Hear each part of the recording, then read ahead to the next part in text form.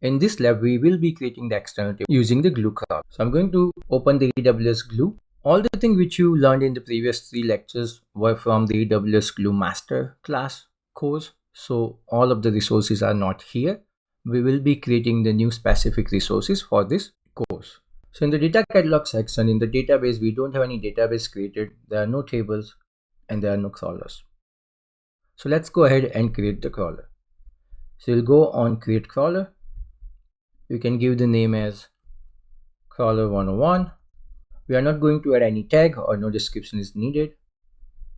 Next. Now in the crawler, it's asking for the data source as we learned from the crawler 101 section. So we're going to create a new one.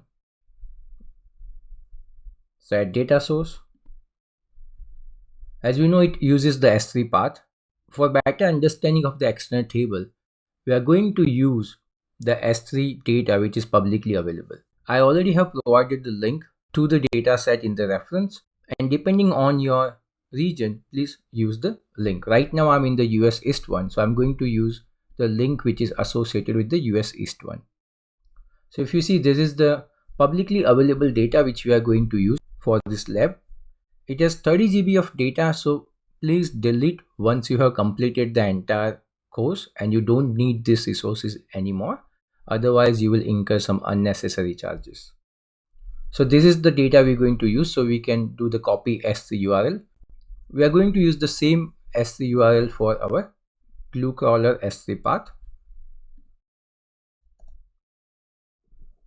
Now if you see, it has a lot of subfolders also in this data. There's a 2009, in the 2009 there's a month, and so on, different years. So what we are saying crawler to call all subfolders. So as the S3 data source is added, we just say add. Classifier, we don't need any classifier, but now you know what is classifier.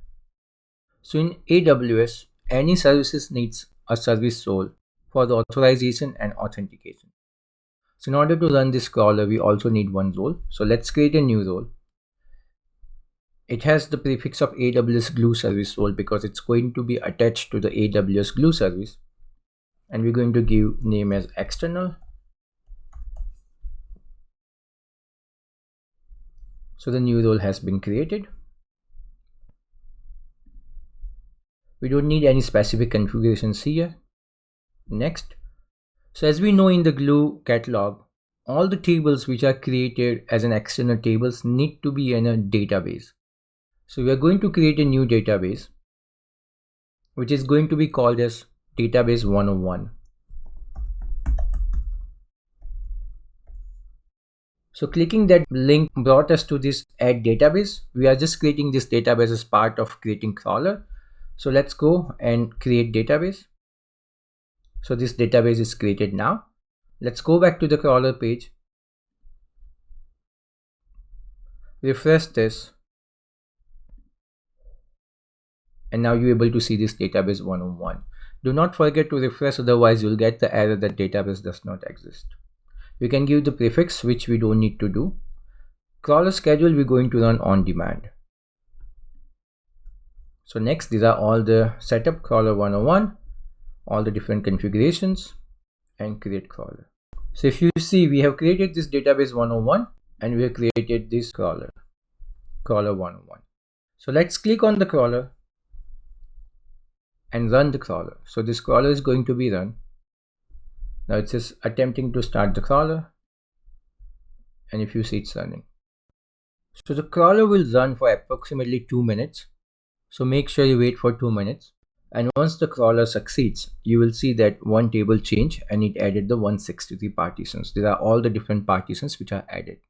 So when we're talking about the spectrum, we also discussed about the partition, because now you can use the predicate push down on this external table when you query through Redshift and you look at the specific data set you want, and it created the table. So let's go and check the table here in the table section. So this is the table created here. And when you look at the table properties, you see different values: the location of the data, the database it's created, the schema which has been inferred by crawler, and the partitions it has. It has so many partitions here. So now let's go and please create this database table and crawler, and in the next lab, we'll be accessing this external table through Redshift Spectrum. So thank you very much for watching this video. These 3 things are needed for the next lab, specifically the table. So please go ahead and finish that before you come to the next lab. Thank you.